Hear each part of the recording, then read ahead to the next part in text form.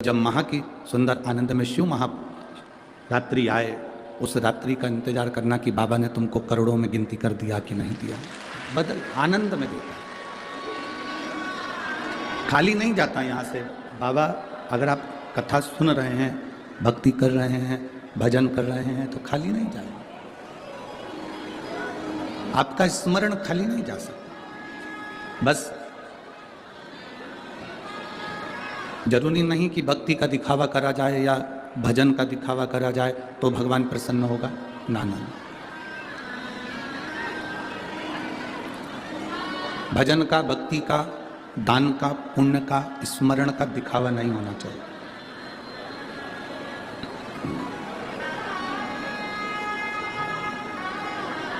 किसी को मत दिखाओ कि हम कितनी भक्ति करते हैं। जैसे लक्ष्मी को तिजोरी में छुपा कर रखा जाता है, घर की बहू बेटी को पर्दे में रखा जाता है, उसी तरह भगवान शंकर की भक्ति अपने दिल में छुपा कर रखो। किसी के सामने प्रस्तुत मत करो कि तुमने अपनी भक्ति कितनी करी। एक राजा नगर में भ्रमण के लिए निकला, और राजा जब घूमते घूमते भ्रमण के लिए निकला तो जंगल में पहुंचा। तो जंगल में उसने क्या देखा कि एक कुटिया बनी हुई है, कोई संत उसमें बैठे होंगे, कोई अच्छा सा आश्रम दिख रहा है।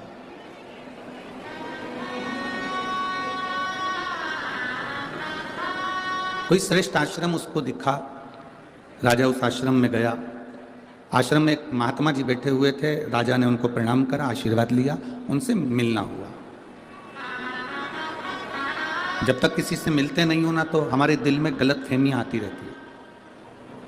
जब आप किसी से मिल लेते हो तो समझ में आता है कि व्यक्ति, बंदा कितना जोरदार है, व्यक्ति कितना अच्छा है। जब तक हम मिलते नहीं है ना, तब तक हमारे मन में भ्रम रहता है कि ये बेकार है, ये अच्छा है, ये बेकार है, ये अच्छा है। उसकी बुराइयां हम निकालते रहते हैं। जब व्यक्ति से मिलन हो जाता है, उससे हम मिल लेते हैं, तब अनुभव होता है कि व्यक्ति कितना अच्छा, बंदा कितना अच्छा है।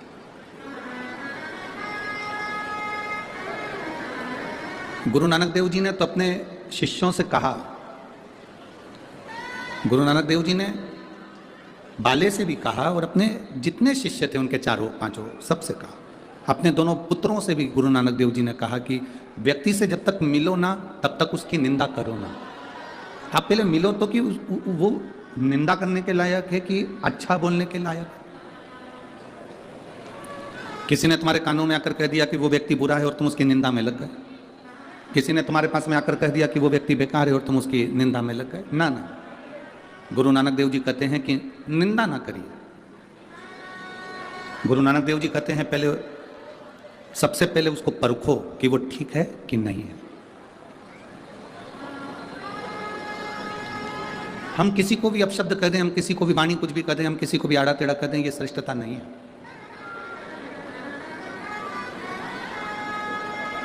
कहा, राजा ने एक आश्रम देखा, संत का आश्रम था, उसमें गए, बड़ा सुंदर था। राजा ने महात्मा जी को प्रणाम कर कर कहा, बाबा जी प्रणाम। बाबा जी ने कहा, कौन है? कहा, मैं राजा नगर का, यहाँ वन में आया हूँ, आपका आश्रम देखा था, बड़ा सुंदर लगा, तो आपसे मिलने के लिए आ गया। ठीक है, अब आप आ गए हैं मिलने के लिए, आश्रम देखो, दर्शन करो, प्रसाद पाओ, फिर जाओ। राजा ने जब महात्मा जी के घर का भोजन करा, दाल एकदम पानी की तरह, रोटी एकदम मोटी मोटी, ना उसमें नमक था ना उसमें मसाला था, और राजा ने उस भोजन को ग्रहण किया। तो महात्मा जी से कहा, महाराज जी इतने सारे महात्मा यहाँ रहते हैं, संत यहाँ रहते हैं, और तुम भोजन ऐसा कराते हो, ऐसा भोजन करते हो, श्रेष्ठ नहीं है। अब मैं राजघराने से, राजकोष में से आपके लिए कुछ ना कुछ भेजूंगा, आप अच्छा बनाओ, अच्छा खिलाओ, अच्छे से रहो। महात्मा जी के यहाँ राजकोष में से धन आने लगा, आश्रम अच्छे से चलने लगा, संत महात्मा वहाँ रहकर भोजन करने लगे। अब राजा की ऐसी आदत हो गई कि वो महात्मा जी से बात करता, सिंहासन पर बैठकर उनसे सब राय लेता, राज्य कैसे चलाना है वो भी पूछ लेता, और महात्मा जी उसको मार्गदर्शन करते। पर राजभवन में 2 मंत्री ऐसे थे जिनको ये महात्मा सुहा नहीं रहा था। अभी तक इनकी राय दी जाती थी, इनसे पूछा जाता था, इनसे कहा जाता था, अब उनसे पूछा नहीं जा रहा तो उनको अच्छा नहीं लगा। जब उनको अच्छा नहीं लगा तो उन्होंने राजा से कहा, महाराज आप राजकोष में से इतना धन उनको दे रहे हो, इतना धन निकाल कर आप आश्रम को दे रहे हो, और वहाँ आश्रम में जाकर देखो तो सब चकाचक खा के पड़े रहते हैं, कोई ऐसा नहीं नजर आता कि कोई भगवान की भक्ति कर रहा हो, कोई भगवान का भजन कर रहा हो, कोई भगवान की स्मरण कर रहा हो, हमें तो नहीं दिखता, हमको ऐसा कोई नजर नहीं आ रहा। राजा के मन में धीरे धीरे धीरे धीरे दिया गया। जब थोड़ी थोड़ी निंदा किसी व्यक्ति की करी जाती है तो व्यक्ति के दिल में वो बात पक्की हो जाती है कि हो सकता है व्यक्ति ऐसा ही हो। ना बहू बुरी होती है ना सास बुरी होती है। जो बेटी अपने माँ बाप का घर छोड़कर तुम्हारे घर में आ जाती है वो क्या बुरी हो सकती है? और जो सास अपने जेवर तुड़वाकर अपनी बहू को दे देती है, क्या वो सास बुरी हो सकती है? ना बहू बुरी है ना सास बुरी है। बस जिनको इनका प्रेम सुहा नहीं रहा, जिनको इनका स्नेह नहीं सुहा रहा,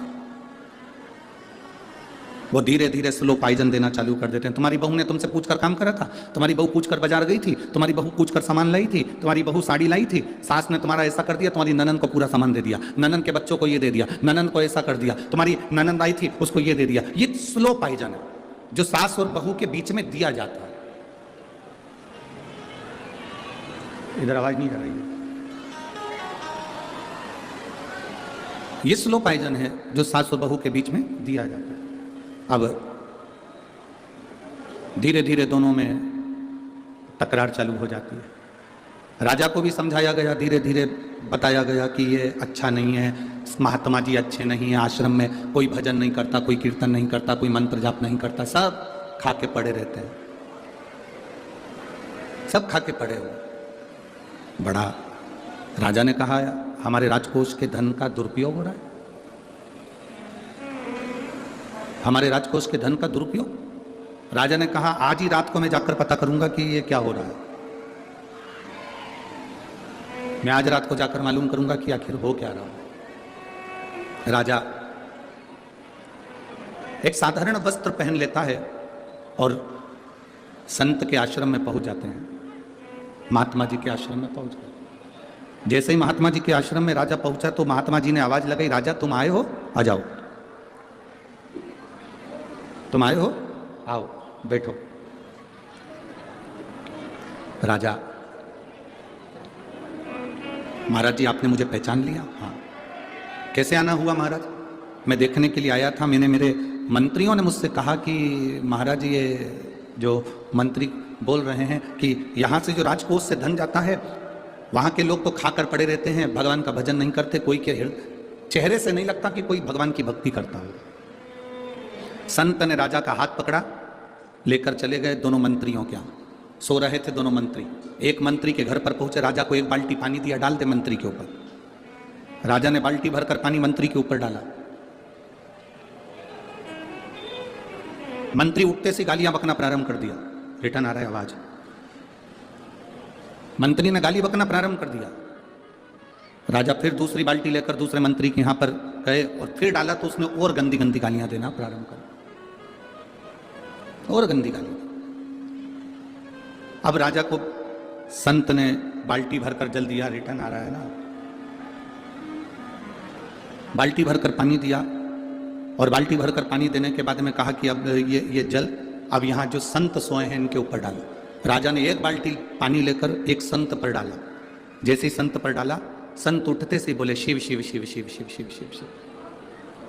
फिर दूसरी बाल्टी दूसरे संत पर डाला, उन्होंने कहा शंभु शंभु शंभु शंभु शंभु शंभु। तीसरे पर डाला हर हर महा। राजा गुरुजी के पास आकर बोला, गुरुदेव क्या बताना चाहते हो?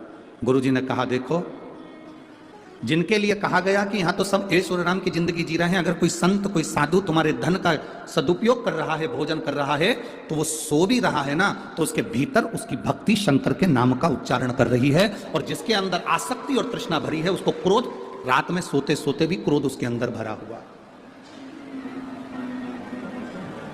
भक्ति का दिखावा नहीं होना चाहिए। हम चंदन का तिलक लगाएंगे तो हम भक्त कहलाएंगे, ना ना ना बाबा, हमारे यहाँ शिव महापुराण की कथा कहती है ये भक्ति का दिखावा नहीं। हम माला पकड़ कर बैठे रहेंगे 24 घंटे तो भक्त कहलाएंगे, ना ना ना, ये भक्ति नहीं है हमारा।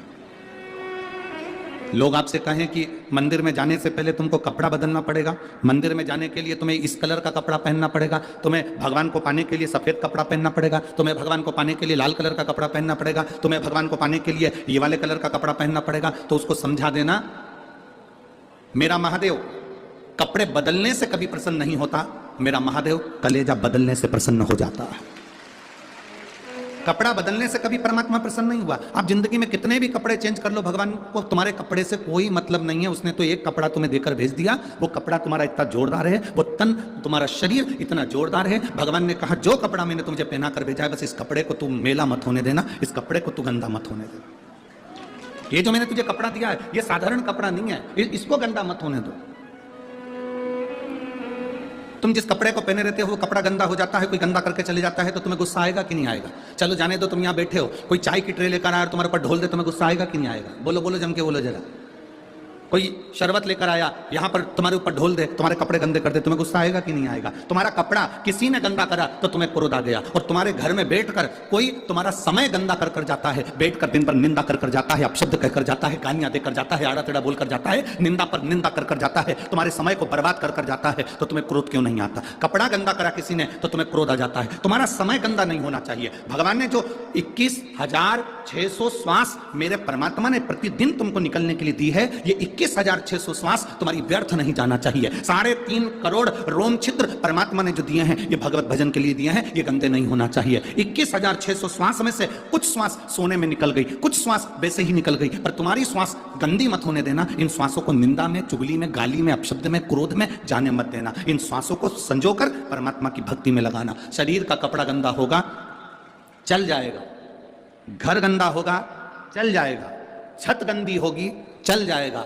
कुछ जगह गंदी होगी चल जाएगा, पर इस मन को कभी गंदा मत होने देना। इस मन को स्वच्छ बनाकर रखना, क्योंकि परमात्मा इसी में प्रवेश करता है, भगवान इसी में प्रवेश करता है, परमात्मा इसी में पहुंचता है। एक पत्र है